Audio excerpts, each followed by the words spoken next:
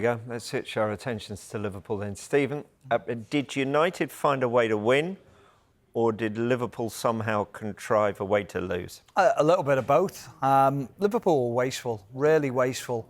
I think that the most important thing was, within the first 30 minutes or so, Liverpool stayed within the game. You always felt that at some point they'd get a foothold in it. Once they got a foothold in the game and they started to dominate possession and create opportunities, it was then just the decision-making. And we've said it about Manchester City before in recent weeks, where they've been wasteful at the top end of the pitch, where they've almost tried to force a pass or it just hasn't quite fallen the way you'd want it to.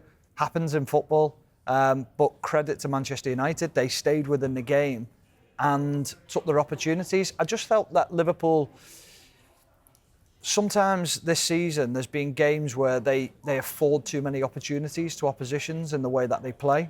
And this was one of those games. Whereas against Manchester City last week, they didn't really give Man City too many opportunities, too many clear-cut ones. Whereas yesterday there was too many against Man United, which was probably very frustrating to Jurgen Klopp. But the mentality playing at Old Trafford, you could sense that they knew it was a huge game. And there was a lot riding on it. There was a lot of emotion in the game.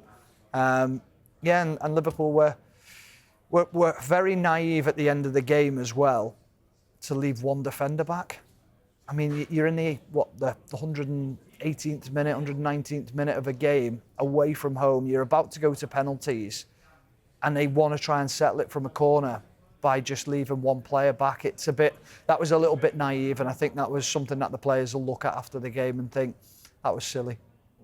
So that was an isolated. Did that sum it up? Because normally, if you see a Liverpool team go 2-1 up, as you were saying, Sue, they'd go on to win. Yeah. At least 3-2 up, they got their noses in front again. Yeah. So how un-Liverpool-like was it?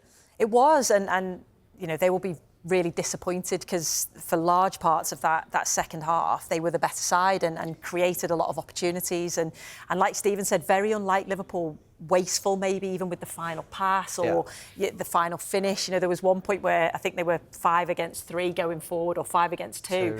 And you just think the pass just wasn't quite crisp enough, just wasn't in front of them, just wasn't quite right. And you don't often say that about Liverpool. Obviously, the mistake when Núñez was travelling across the centre of the pitch for Rashford's goal. You know, just little things like that, leaving one player at the back in that last instance for the goal. So, yeah, just things that I think they'll look back on and reflect on and go, oh, we could have won that game. So, disappointing, but it was always going to be difficult, wasn't it, to go and get 4 trophies in a season with the amount of injuries that they've got. And at some point, that's going to play a part. Fatigue's bound to play a part, isn't it? And you just wondered in that extra time, did they have the energy and the intensity? You can't fault the effort, but I think when you do have a squad that has been, you know, depleted by injuries, when you've had to play the same players over and over again, there's going to be a point, isn't there, where you are going to tire, and you just felt, not taking anything away from Manchester United, but you just felt that was maybe going to happen at some point. Yeah, it just shows that when a title is really hard, isn't it? Yeah. To win a double is, to win a treble is, I can't wait to hear what a quadruple is. Well, it's not going to happen. No, what would it be? And does that show, really, the effort they put in? Sue was saying that perhaps they looked hard at the end. Actually, to try and get a quadruple is nigh on impossible. Yeah, pretty much. Because of the level of games and the teams that you're going up against, it is very difficult. And the thing is, at the beginning of the season, we can all sit down and look at who we think is going to do well. But what we can't predict is injuries, is suspensions, is form, confidence. They're all things that are taken out of it, because on paper, you can look at certain games and say, they should beat them. But you don't know where they're at that point in time. Who's firing on all cylinders, who's not. So that's the difficult thing. To win a quadruples, it's ridiculously hard, isn't it? And you're going up against some of the best teams in world football, and that's the difficult part against it. What will hurt Liverpool fans and the team more than anything is that United are the ones who've dented it. That's what will hurt the most. Yeah. Well, we did pose the question to you a little earlier, so let's pose it now again, here on the record, as it were. Far away. What is more painful for a Liverpool fan, to lose to Manchester United or to lose to Everton?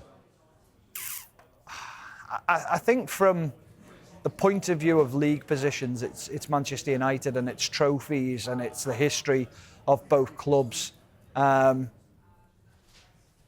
only speaking on behalf of like, for myself, for me. I think it's Manchester United. I think because of where Everton are as a club at the moment, Liverpool fans don't see them as a threat. The concern is that Manchester United have been a powerhouse and can potentially get back to being a powerhouse, and that's what Liverpool fans won't like. How does that make you feel, Sue Smith? I'm saying absolutely nothing. We're going to be a powerhouse soon. I love it, Sue. Maybe one day. Fight and talk. Yeah.